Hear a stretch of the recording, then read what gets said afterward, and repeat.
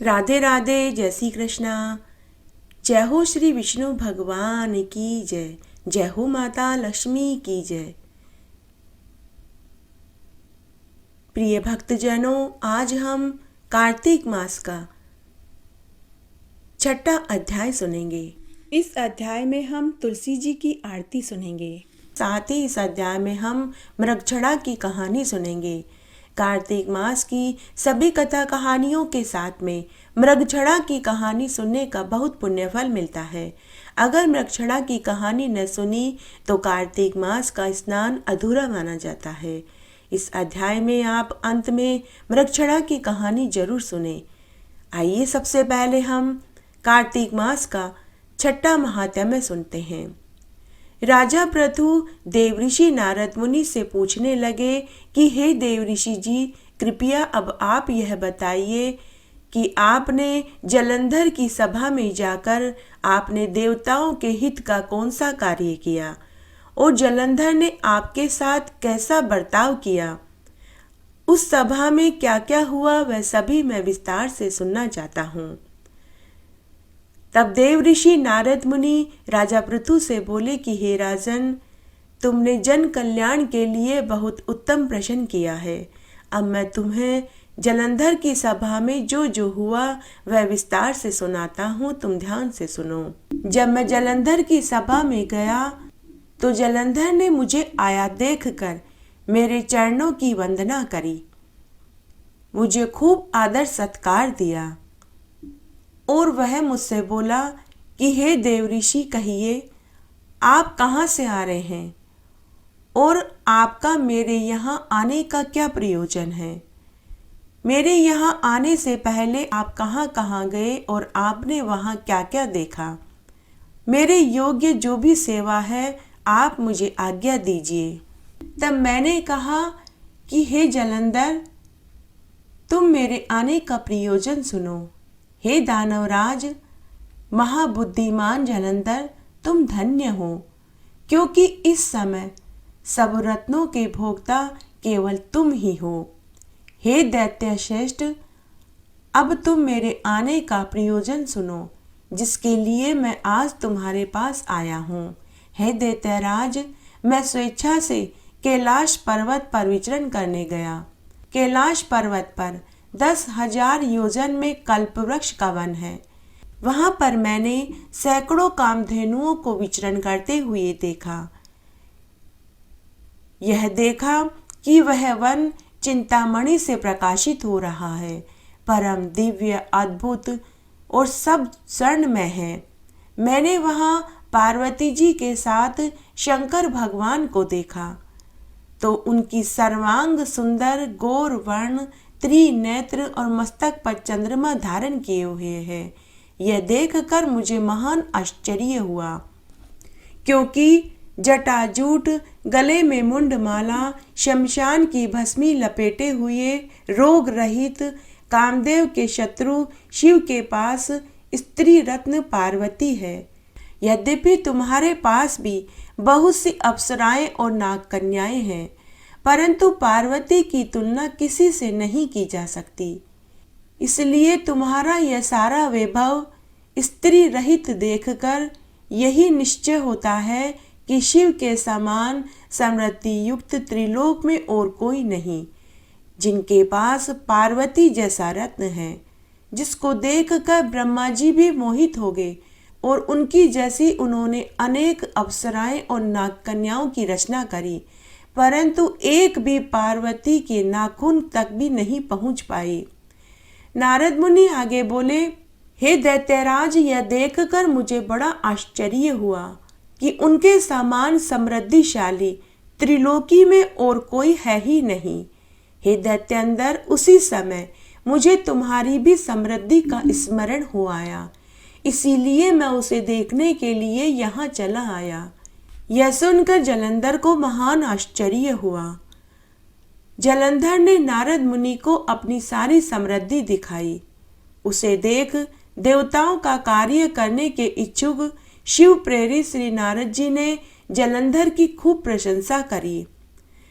नारद मुनि ने दैत्यराज से कहा कि हे दैत्यराज, निश्चय ही तुम त्रिलोकपति होने के योग्य हो। तुम्हारे लिए ऐसा होना कोई विचित्र बात नहीं। मैं देख रहा हूँ कि तुम्हारे पास सब कुछ है, किसी बात की कोई कमी नहीं है। ऐरावत हाथी तुम्हारे पास है, उच्च श्रवा घोड़ा तुम्हारे पास है, कल्प वृक्ष और कुबेर की निधि भी तुम्हारे ही पास है। मणियों और रत्नों के ढेर भी यहाँ लगे हुए हैं।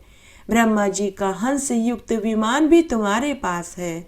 धुत लोक, पाताल लोक, पृथ्वी लोक पर जितने भी रत्न हैं आज और अभी इस समय तुम्हारे ही पास है।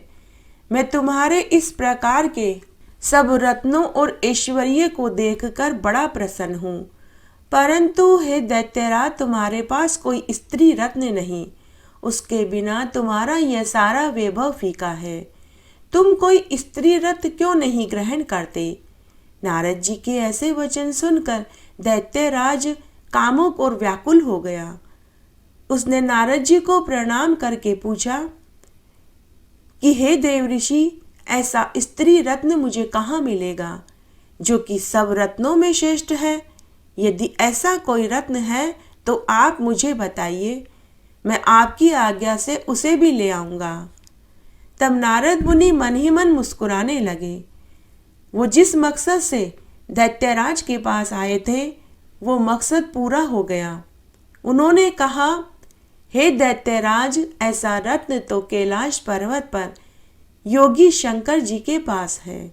उनकी सर्वांग सुंदर पत्नी देवी पार्वती बड़ी ही मनोहर है।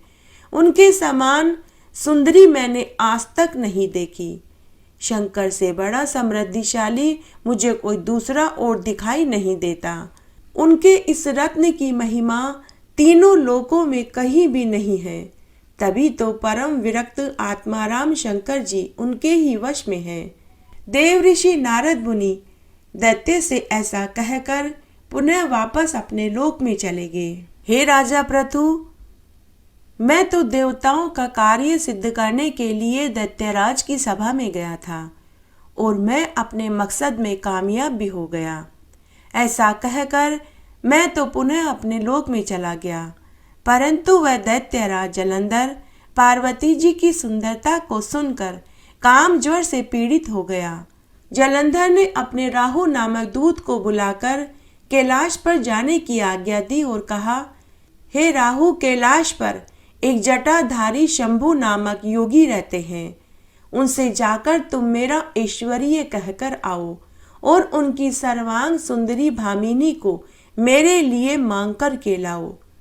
तब उनके वचनों को सुनकर वह दूत शिव के स्थान पर पहुंचा, परंतु नंदी ने उसे सभा में जाने से रोक दिया।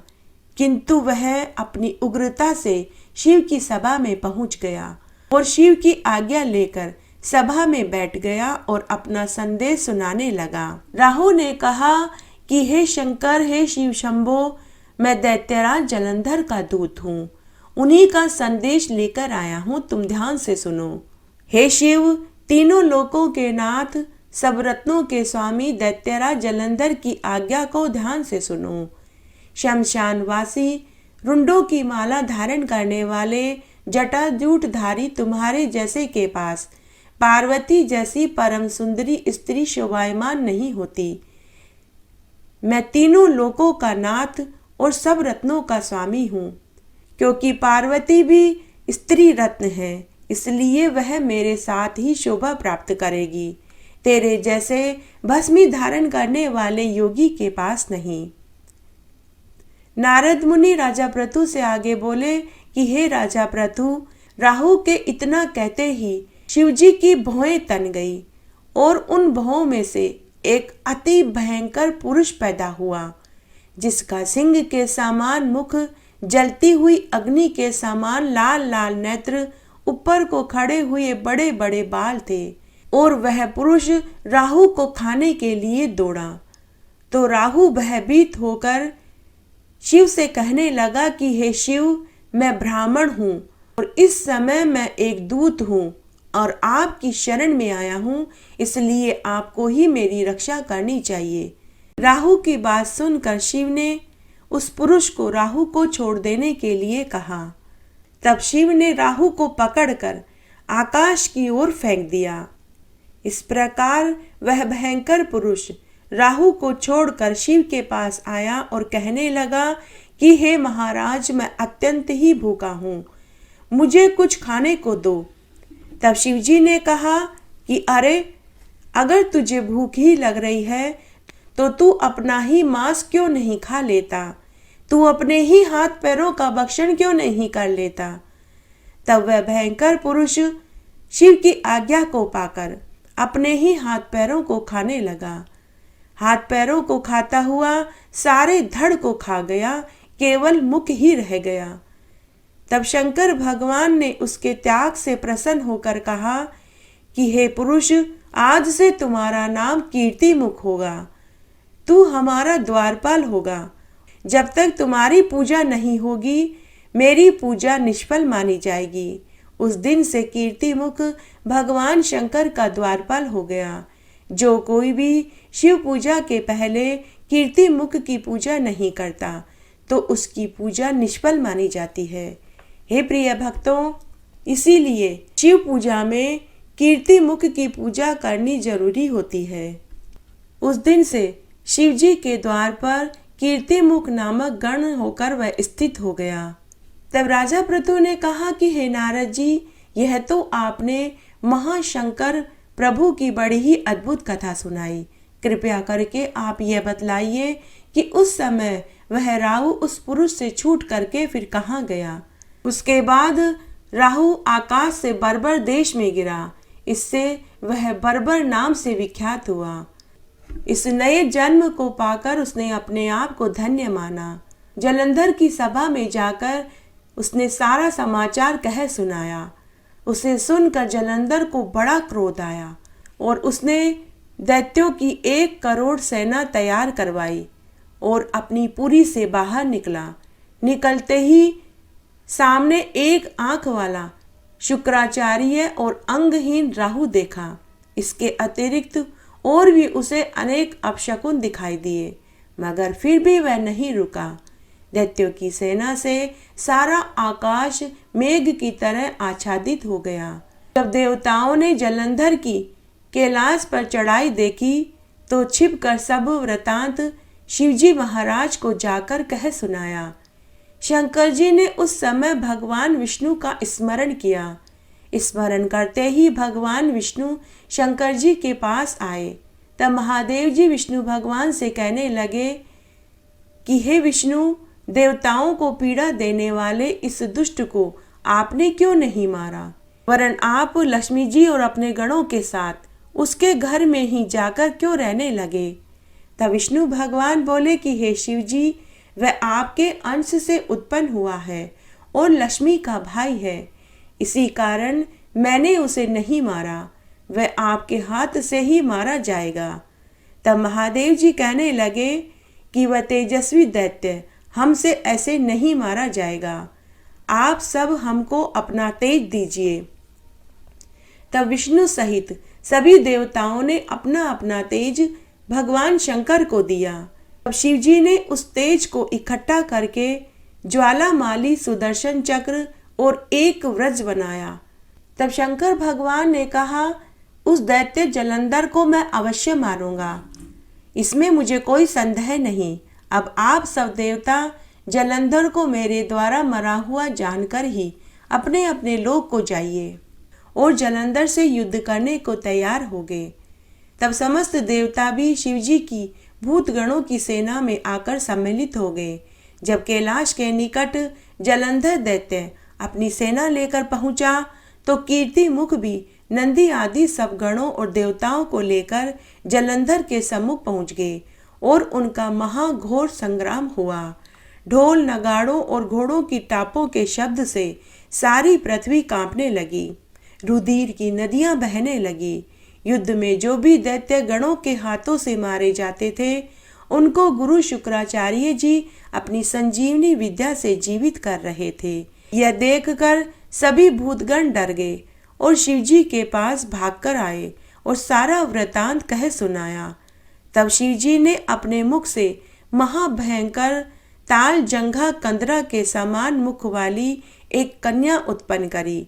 वह कन्या राक्षसों को खाती हुई शुक्राचार्य जी को उठाकर लुप्त हो गई। उसके बाद उन दैत्यों को शिव के गण बुरी तरह से मारने लगे। गणों के प्रहार से घबराकर दैत्यगण युद्ध मैदान में इधर उधर जान बचाकर के भागने लगे। दैत्य सेना को इस प्रकार भागते हुए देखकर जलंधर के सेनापति शुंभ, निशुंभ तथा कालनेमी आए। इन तीनों महाबली दैत्यों ने घोर युद्ध करके आकाश को बाणों से टिड्डी दल की तरह ढक दिया और गणों को मारने लगे। यह दशा देखकर शिव गण सेना डर के मारे फिर से भागने लगी। शिव गणों को भागते हुए देखकर नंदी, गणेश और कार्तिकेय तीनों ने मिलकर कालनेमी, शुंभ और निशुंभ को रोका और उनसे युद्ध करने लगे। कालनेमी और शुंभ दोनों ने गणेश जी को घायल कर दिया। तब गणेश जी की सहायता को वीरभद्र दौड़कर आए और उनके पीछे कुष्मांड, भैरव, वेताल, पिशाच, योगिनी, शाकिनी आदि सब गण भी दौड़कर आए। इनकी गर्जना और किलकिलाहट शब्द से सारी पृथ्वी कांपने लगी। ये सभी गण दैत्यों को खाने लगे। तब निशुंभ ने कार्तिकेय के मोर को घायल कर दिया और 5 बाण कार्तिकेय की छाती में मारे, जिससे वे अचेत हो गए। जब तक स्वामी कार्तिकेय चेतना को प्राप्त हुए, तब तक निशुंभ ने बड़े वेग से अपनी एक शक्ति उन पर मारी। नंदी ने 7 बाणों से कालनेमी के घोड़े को मारकर उसके सारथी को मार गिराया। तब कालनेमी ने भी नंदी का धनुष काट दिया। उधर गणेश और शुंभ के युद्ध में भी शुंभ ने अनेक बाण गणेश को मारे, परंतु गणेश जी ने अपने कुल्हाड़े से शुंभ को घायल करके पृथ्वी पर गिरा दिया। इस प्रकार मार खाकर दैत्य सेना जान बचाकर के भागने लगी, जैसे कि पवन से मेघ भागते हैं। अपनी सेना को इस प्रकार भागती हुई देखकर बड़ी ऊंची पताका के रथ पर बैठकर सम जलंधर दैत्यगणों के सामने पहुंच गया और आते ही गणेश, नंदी और कार्तिकेय को अपने बाणों से घायल करके पृथ्वी पर गिरा दिया। तब वीरभद्र ने अनेक बाण जलंधर को मारे, उसके रथ की पताका को काट डाला। तब जलंधर ने क्रोध कर अपना परिध वीरभद्र पर दे मारा। वीरभद्र के मुख से रुधिर की धारा बहने लगी और वह मूर्छा खाकर पृथ्वी पर गिर पड़ा। अपने सेनापतियों की यह दशा देखकर शिवगण भागकर शिवजी के पास गए और सारा वृतांत कह सुनाया। अपनी सेना की दुर्दशा देखकर सब शिवजी बैल पर सवार होकर युद्ध करने के लिए युद्ध मैदान में पहुंच गए। शिवजी को युद्ध के मैदान में देखकर उनकी सेना में वापस से जोश आ गया। शिवजी ने आते ही अनेक बाण मारकर दैत्य सेना को मार गिराया। शिवजी के बाणों से घायल दैत्य सेना इस प्रकार भागने लगी जैसे कार्तिक मास के व्रत में पाप भाग जाते हैं। तब शिवजी ने अनेक बाण मारकर खड़गगोरमा का सिर काट डाला। त्रिशूल से वलाहक के सिर के 2 टुकड़े कर डाले। पाश से घसमर को बांधकर पृथ्वी पर गिरा दिया। यह देखकर जलंधर ने महाघोर शब्द करके रुद्र को ललकारा और उन पर इतने बाण मारे कि आकाश ही ढक गया। शिवजी ने जलंधर के बाणों को अपने बाणों से काट गिराया और आकाश को निर्मल कर दिया। साथ ही अपने बाणों से जलंधर के रथ के घोड़े और सारथी को मार गिराया।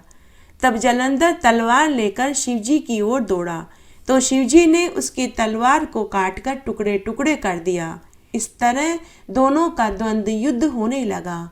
शिवजी ने दैत्य की छाती पर एक मुक्का मारा और उसको उठाकर ऐसा फेंका कि वह कई कोस दूर जाकर गिरा। तब दैत्य ने शिवजी को अजय देखकर गंधर्वी माया रची। गंधर्व और अप्सराएं नाचने गाने लगे और ताल बजाने लगे। शिवजी भी उस माया में फंसकर शस्त्र आदि फेंक कर नाचने और गाने लगे। जब जलंधर ने शिवजी को अपनी माया में फंसा हुआ देखा तो महादेव जी का रूप धारण करके माता पार्वती जी के पास पहुंच गया और उनका रूप देखकर कामातुर हो गया। जब पार्वती जी ने अपने पति को आते हुए देखा तो अपनी सखियों का साथ छोड़कर उनके सामने आ गई। पार्वती जी को देखकर कामातुर जलंधर का वीर्य पतन हो गया और उसके पतन से वह जड़ भी हो गया। तभी तत्काल पार्वती जी ने इसे राक्षसी माया जानकर वहां से अंतर्ध्यान हो गई। तब दैत्यराज पार्वती जी को अदृश्य देखकर पुनः युद्ध मैदान में पहुंच गया। उधर पार्वती जी ने भगवान विष्णु का स्मरण किया। उसी समय भगवान विष्णु माता पार्वती जी के सामने उपस्थित हो गए और भगवान विष्णु हाथ जोड़कर सिर झुकाकर माता पार्वती जी के सामने खड़े हो गए और बोले कि हे माते, आप आज्ञा कीजिए। तब माता पार्वती जी ने भगवान विष्णु को बुलाकर दैत्य का सारा कृत्य कहा और यह प्रश्न किया कि आप इससे कैसे अवगत हो सकते हैं। तब भगवान विष्णु ने माता पार्वती से कहा कि हे माते, मुझे सब कुछ ज्ञात है, अब आप आज्ञा दीजिए, उसी आज्ञा का मैं पालन करूंगा। तब जगत माता माता पार्वती ने विष्णु से कहा कि हे विष्णु, उस दैत्य ने जो मार्ग खोला है तुम उसी का अनुसरण करो। मैं तुम्हें आज्ञा देती हूँ कि तुम जाकर उसकी स्त्री का पतिव्रत धर्म भ्रष्ट करो, वह दैत्य तभी मारा जाएगा। माता पार्वती जी ने विष्णु भगवान से कहा कि जलंधर दैत्य ने अपनी मृत्यु का रास्ता स्वयं बतला दिया है। यह दुष्ट अपनी पत्नी वृंदा के पतिव्रत धर्म के कारण नहीं मर रहा, इसलिए देवताओं और अपने भक्तों की रक्षा करने के लिए इसकी स्त्री वृंदा के पतिव्रत धर्म को भंग करने का घोर कार्य तुम्हें ही करना होगा। ऐसा करने पर ही उस दुष्ट की मृत्यु होगी। उधर युद्ध मैदान में शिवजी भी राक्षसी माया से मुक्त होकर जलंधर को आया देखकर पुनः उसके साथ युद्ध करने लगे। तब जलंधर ने अनेक बाण मारकर शिवजी को ढक दिया। इसके आगे का महात्म्य हम अगले अध्याय में सुनेंगे। प्रिय भक्तजनों, अब हम इस अध्याय में कार्तिक मास की मृगछड़ा की कहानी सुनेंगे। एक बार एक राजा और रानी थे। वे हर साल कार्तिक स्नान और व्रत दान पुण्य करते थे। कार्तिक मास की पूर्णिमा के बाद एकम को रानी तो मृगछड़ा का स्नान और व्रत करती, लेकिन राजा नहीं करते थे। इससे भगवान रुष्ट हो गए। उन्होंने राजा को शाप दे दिया, जिससे एक रात्रि को राजा के सिर में 2 सींग उग आए। दूसरे दिन जब राजा सोकर उठे तो सिर में 2 सींग देखकर राजा चिंतित और दुखी हो गए। राजा ने यह बात अपनी रानी को बताई तो रानी ने कहा कि हे महाराज, हमें इसका कारण किसी ज्योतिषी से या किसी पंडित से पूछना चाहिए। लेकिन राजा ने इनकार कर दिया कि अगर हम किसी से पूछेंगे तो पूरी नगरी को पता चल जाएगा कि मेरे सिर में सींग उग आए हैं। इसलिए हे रानी, तुम भी यह बात किसी से मत कहना। तब राजा दिन में तो मुकुट पहनकर सींगों को छिपा लेते और रात्रि में स्वयं के कक्ष में जाकर दिन बिताने लगे। इस तरह कई महीने निकल गए। राजा के सिर और ढाढ़ी मूंछ में बाल बड़े बड़े हो गए। राजा ने नाई तक को बुलाकर सिर के बाल नहीं कटवाए और न ही ढाढ़ी मूंछ बनवाई। तब एक दिन राजा ने एक नौकर को भेजकर नाई को महल में बुलवाया और एकांत में ले जाकर नाई से बोले कि अरे नाई, तुम मेरे बाल काट दो, लेकिन मेरे सिर में 2 सींग उग आए हैं। यह बात तुम राज ही रखना, किसी से भी मत कहना। अगर तुमने यह बात किसी से कह दी तो मैं तुम्हें फांसी पर चढ़ा दूंगा। तो नाई ने हामी भर दी। नाई राजा के सिर के बाल काट के और ढाढ़ी मूंछ बनवाकर खुद के घर आया, लेकिन नाई के पेट में बात पच ही नहीं रही थी। उसके पेट में रह रह कर दर्द उठ रहा था। तो उसने सींग वाली बात खुद की पत्नी से कह दी और साथ यह भी कहा कि तुम यह बात और किसी से मत कहना, नहीं तो राजा हम दोनों को फांसी पर चढ़ा देंगे। नायन से भी यह बात हजम नहीं हो रही थी। पूरी रात उसके पेट में भी रह रह कर दर्द उठ रहा था। सुबह जब नायन निमटने गई तो वन में एक खेजड़ी के वृक्ष के नीचे बैठकर उसने यह बात कह दी कि राजा के सिर में 2 सींग उगाए। यह बात कहकर नायन हल्की हो गई। इस बात को खेजड़ी के वृक्ष ने सुन ली। उसी नगरी में एक खाती रहता था। वह बांसुरियां बना कर के बेचता था। तब वह बांसुरी बनाने के लिए उसी वन में उसी खेजड़ी की लकड़ियां काट कर के घर लाया और उस लकड़ी से उसने बांसुरियां बना बनाकर गांव के बच्चों को बेच दी। जब गांव के बच्चे उस बांसुरी को बजाते तो उसमें से एक ही आवाज निकलती कि राजा के सिर में 2 सींग उगाए, राजा के सिर में 2 सींग उगाए। पूरी नगरी को इस बात का पता चल गया। धीरे धीरे यह खबर राजा तक भी पहुंची। तो राजा ने नाई को बुलाकर के पूछा कि अरे नाई, मैंने तुझे सींग वाली बात बताने से मना किया था, लेकिन लगता है तुझे मरने से डर नहीं लगता, इसीलिए तूने पूरे गांव भर में सबको यह बता दी कि मेरे सिर में सींग उगाए हैं। तो नाई हाथ जोड़कर रोते हुए गिड़गिड़ाते हुए राजा के चरणों में गिर पड़ा और बोला कि महाराज, मैंने तो सिर्फ अपनी पत्नी से यह बात कही थी। तब राजा ने नायन को बुलाकर के पूछा। तो नायन ने कहा कि हे महाराज, मैंने तो यह बात जब मैं निमटने गई थी तो खेजड़ी के पेड़ के नीचे बैठकर के बोली थी। उस समय वन में वहां कोई और नहीं था। तब राजा ने खाती को बुलाकर के पूछा।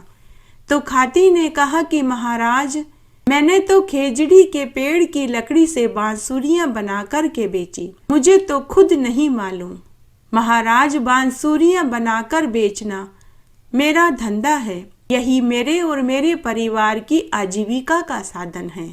फिर राजा ने पंडितों को बुलाकर के पूछा कि मेरे सिर में सींग क्यों उगाए।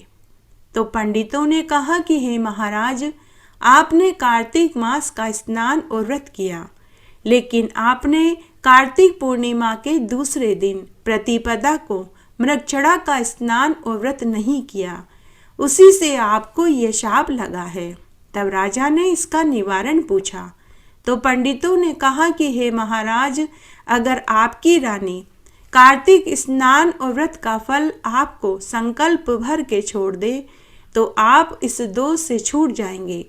तब रानी ने ऐसा ही किया, जिससे उसी रात्रि को राजा के सिर से सींग गायब हो गए।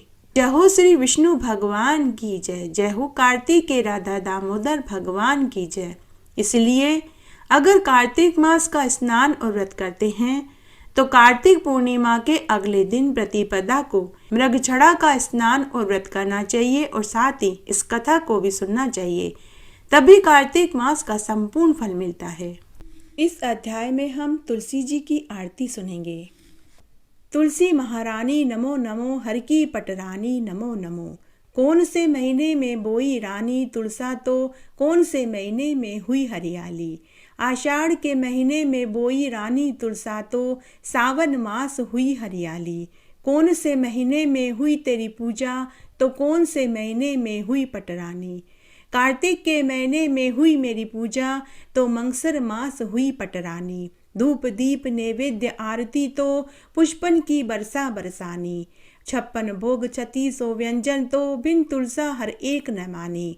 जो कोई तुलसा को सवेरे गावे तो श्री कृष्ण के दर्शन पावे। जो कोई तुलसा को दोपहरा गावे तो खीर खांड का भोग लगावे। जो कोई तुलसा माई को संझा को गावे तो श्री कृष्ण जी की आरती उतारे। जो कोई तुलसा को आधी रात को गाए तो श्री कृष्ण के चरण दबावे। तुलसा महारानी नमो नमो, हर की पटरानी नमो नमो। इस तरह आज हमने कार्तिक मास का छठा महात्म्य और साथ ही मृगछड़ा की कहानी सुनी। आशा करती हूँ यह वीडियो आपको जरूर पसंद आएगा। प्रिय भक्तजनों, अगर आपको ये कहानी और वीडियो अच्छा लगे तो इसे ज़्यादा से ज़्यादा लाइक करें, अपने दोस्तों रिश्तेदारों में ज़रूर शेयर करें ताकि उन्हें भी कार्तिक मास के इस अध्याय को और मृगछड़ा की कहानी सुनने का संपूर्ण फल मिले। मेरे साथ बने रहने के लिए आपका धन्यवाद। आगे आने वाली कथा कहानी के लिए भी आप इसी तरह मेरे साथ बने रहें। धन्यवाद।